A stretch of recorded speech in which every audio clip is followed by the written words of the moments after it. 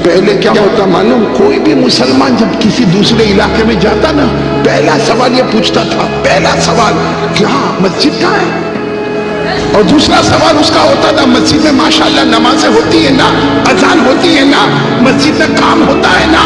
तीसरा सवाल उसका ये होता था कि भाई तुम्हारे पास कुरान है ना घर में, तुम्हारे बच्चे कुरान तो पढ़ते होंगे ना। वो जमाना था कि एक आदमी एक जगह से दूसरी जगह जाता तो अल्लाह के घर की फिक्र को लेकर जाता, अल्लाह के कुरान पाक की फिक्र को लेकर जाता। आज हमारे ये जवान, जितने जवान है, जहां दूसरी जगह पर जाएंगे पहला सवाल चार्जर है, चार्जर। सही बोल रहा हूं गलत बोल रहा हूं? दूसरा सवाल वाईफाई, पासवर्ड क्या है।